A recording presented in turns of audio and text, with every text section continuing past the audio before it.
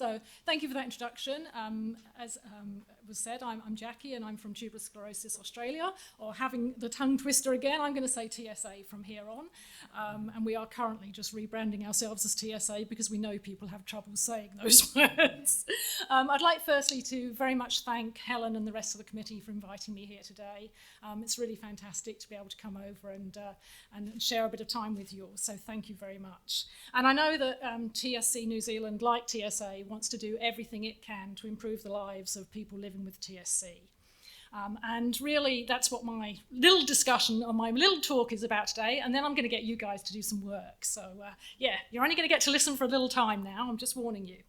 At TSA, towards the end of last year, our committee and team got together and were reviewing our strategy. And we decided that we wanted to make healthcare a real priority going forwards. And so to this end, we've started some discussions around healthcare with our community, talking to them about what the barriers are that they encounter and what they'd like to see in terms of models of care. So would they like clinics? Do they want coordinators? Do they want more multidisciplinary care that we've been hearing about this morning? What are their thoughts? And that's a discussion we've started. And so the purpose of my session today is share a little bit about the work we're doing in Australia and then open it up so that we start a bit of a discussion here about what you think of healthcare for people living with TSC in New Zealand is like and what models of care you think would work for you or your loved one living with TSC.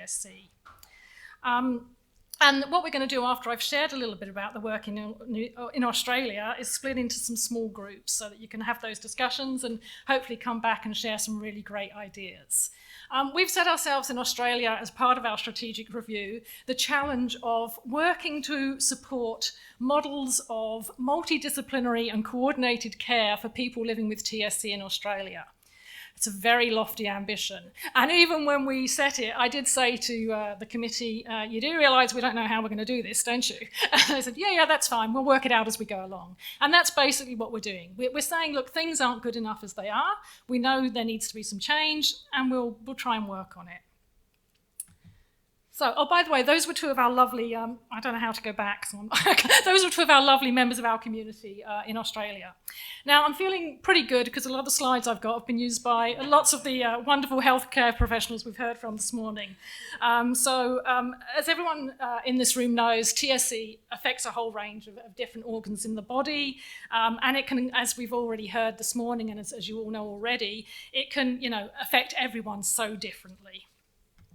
And that's why we've got this long list, and I think Layla put up a similar list of potential, healthcare professionals who can be involved in the care of somebody living with TSC. And I find half of these completely unpronounceable, and I'm sure you've probably encountered the same sorts of problems, but it shows how many people really need to be involved in properly caring for somebody living with this condition. It's no short list, and it really shows just how complex things are. Similarly, Murray put up this slide. So again, hey, look, I'm using the right slides.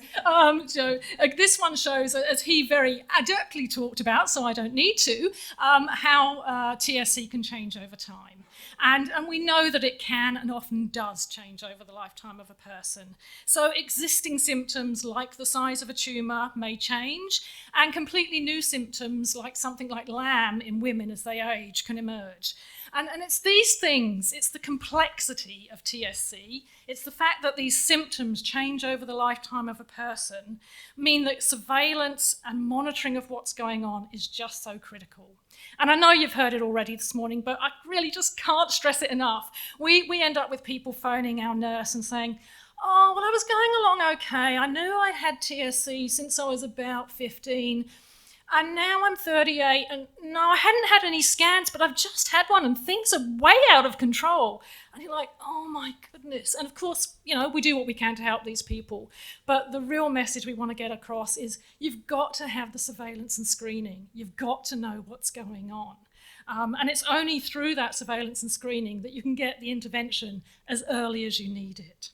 And it's not just about having it, it's about having it regularly and getting the right screening. So those surveillance and management guidelines, and I know, Helen, you've got paper copies here today. So if you don't have copies, please grab them from Helen. They're also obviously on the TSC New Zealand website, they're on the TSA website, they're on the TSC Alliance website, and they have been developed by some of the best brains around the world on TSC. So please, please, please make yourself familiar with them. It's not easy, there's a whole bunch of them, there's a whole range of organs, there's a whole lot of different intervals at which you need to have those surveillance and scans.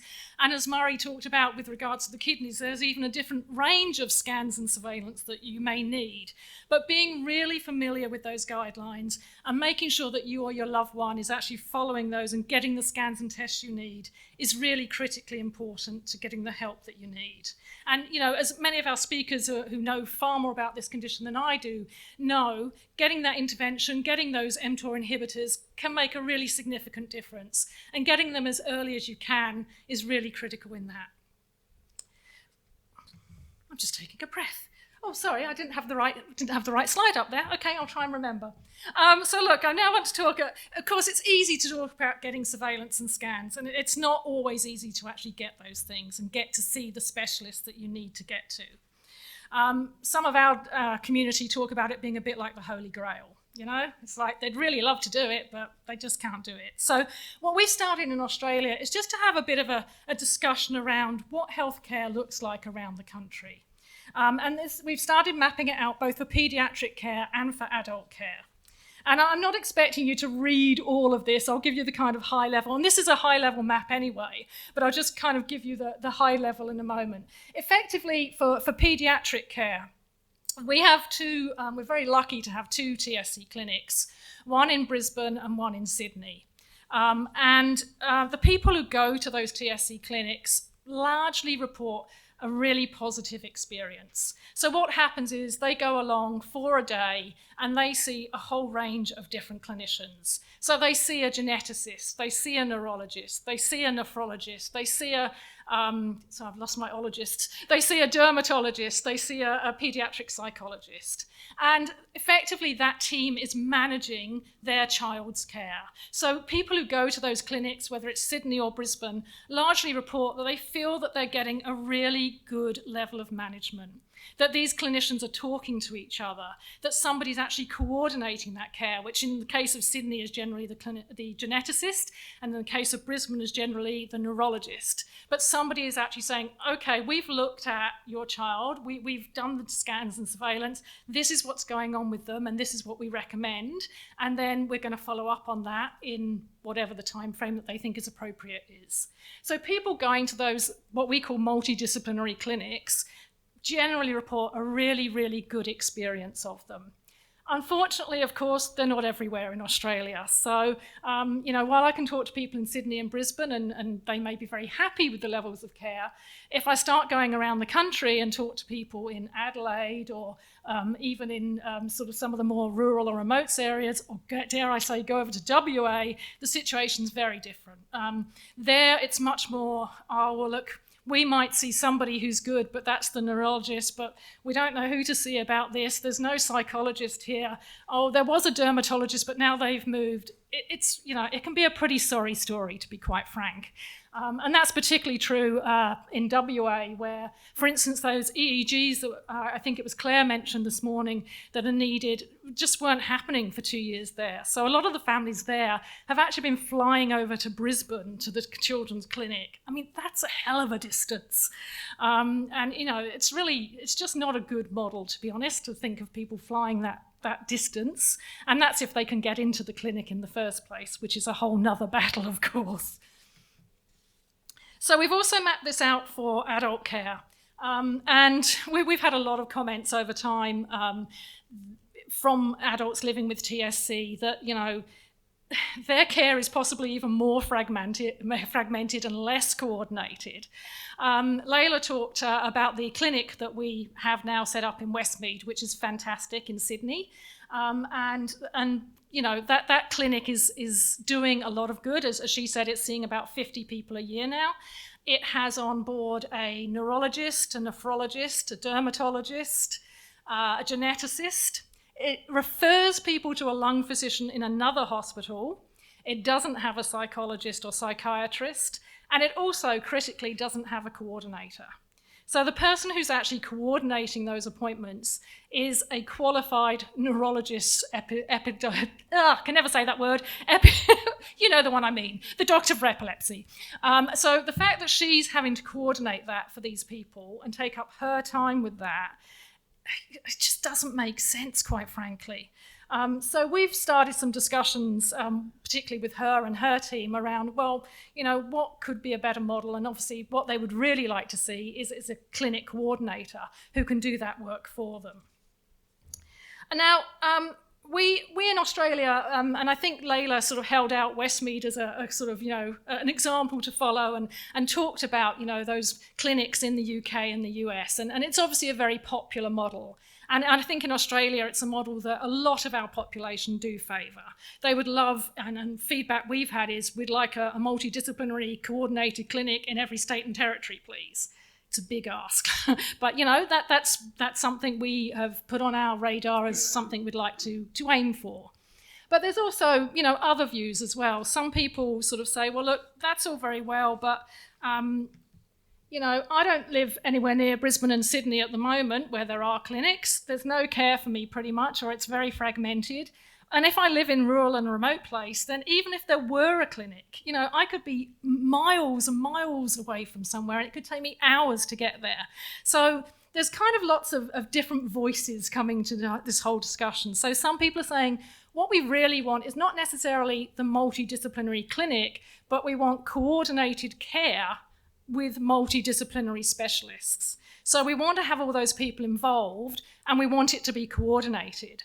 Because as I'm sure most of you in this room know, at the moment that coordination pretty much happens by you. It's the people living with the condition who do the coordination, or their carers. And on top of living with the condition, that's a huge burden. And it's a really, really difficult thing to do. So it's that coordination of care that's coming across in our discussions as being something that's really important to people, and something they'd like to, see improved and get some help with. And I think, Helen, you talked about the lack of coordination in Marin's care, and also the problems from transitioning from, child to adult care. So this is another issue that we're hearing a lot about. And I have to say, when Layla talked about her model of transition in Wellington, I thought, wow, that sounds fantastic, because it really does. And yes, Trapeze is available for the Sydney Children's Hospital Network, and yes, it plays an important role there. But that's that little bit in Sydney, and there's a whole other part of this massive country where they're just not getting that sort of transition from the child to the adult services. And lots of people say, look, even if I had a great paediatric neurologist, they won't take my child anymore, and now I don't know who to go to, and we just feel like we're a bit lost to the system. And that in itself is creating a lot of stress, a lot of anxiety, and also a lot of problems just getting the surveillance, the scans, and access to the people that you actually need to get to see. So these are some of the barriers that people are telling us about. And some of the other barriers, particularly as we kind of move into that adult space, are GPs who don't have sufficient knowledge of TSC. And look, I get it. GPs have a lot to do. But, it's very difficult if you're reliant on your GP and they actually don't know what your condition is. And some of our people have told us it's horribly close to this. Now, it's a pretty scary thing. The other thing they tell us is, there's just a lack of specialists generally in some areas. So in some places, in some parts of the country, they just can't get to see those ologists that they need. And even if they can get to see the ologist doesn't necessarily understand TSC. And that's particularly true, and I know we're going to go into TAND and the psych stuff this afternoon, but particularly true in Australia with the psychological issues. We've got a critical shortage of psychologists and psychiatrists, and our community are finding it really hard to access anyone who understands TAND, particularly outside of the major centres.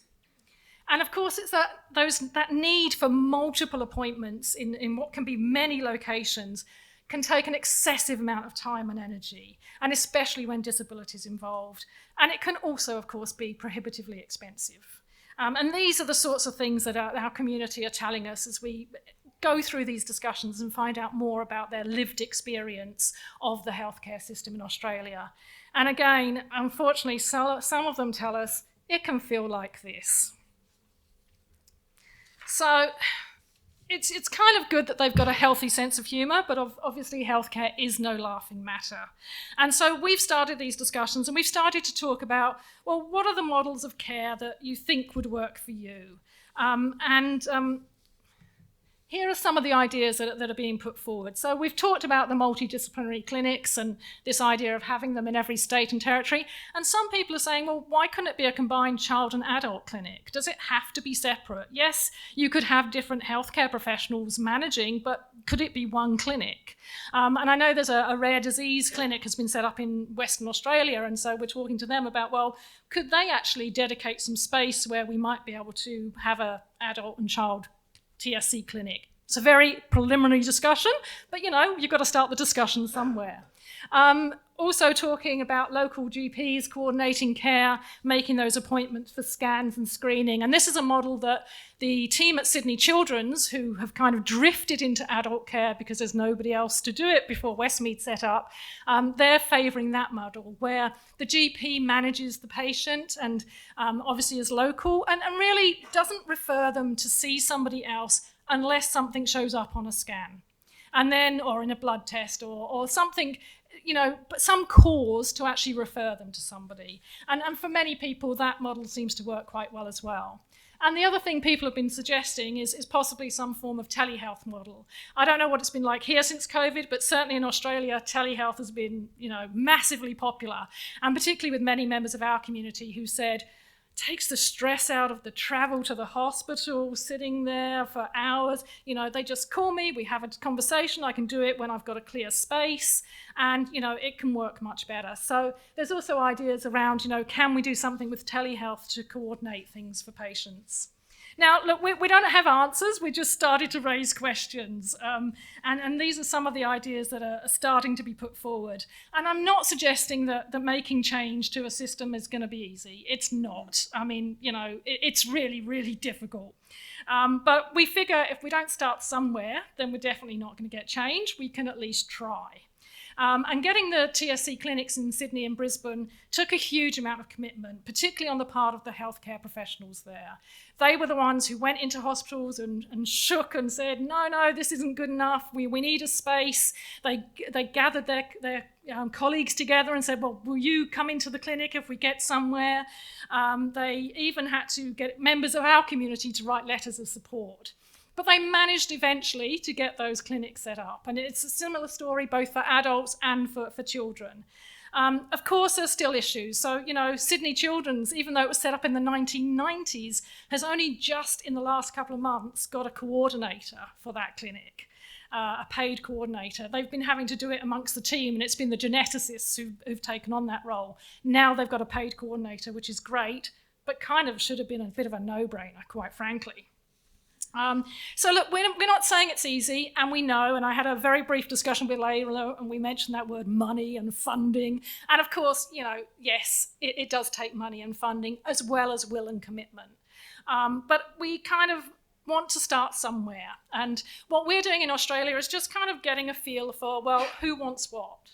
We can assume that everybody wants a clinic, and we can go forward and try and push for that and get healthcare professionals to start campaigns and advocacy, and we are setting up little groups across the country to have these discussions and talk about what they can do. But we don't want to make assumptions. And certainly Helen sat in on the discussion, one of the discussions we had with our community towards the end of last year, and she said, well, yeah, it's pretty easy to make assumptions, isn't it? So we probably need to check in with our community and see what they think the barriers are and see what they would like as models of care, either for themselves or for their loved one living with TSC. So when I was invited along today, I said, well, Helen, we can have that discussion you wanted to have. And so what we're going to do now, and I think Helen's going to organise you all, because for me, New Zealand is North Island, South Island, but apparently there's a lot more complexity to it. So she's going to organise people into, I think, regionally based little discussion groups. I'm going to ask that question. What are your experiences of healthcare? What are the barriers you've experienced? And what model of care do you think would work best? And this is really to help Helen and the rest of the committee here be a bit more informed about the thoughts from you, the people living with this condition, and then hopefully take that forward to see what can be done to change things here as well. And, you know, if we can work together in tandem and share thoughts and ideas, who knows what we can achieve. Jackie, could you go back to that slide which said the different things that might... If I can go backwards, how do I go backwards, somebody? The bottom one? Oh, fantastic. Yes. Yeah. Sometimes you don't know what you don't know. Yes. It just starts the thought process. Absolutely. Yeah. So, Helen, I'm going to hand over to you because you're going to now do whatever to get people into groups, aren't you? But I'm happy to help.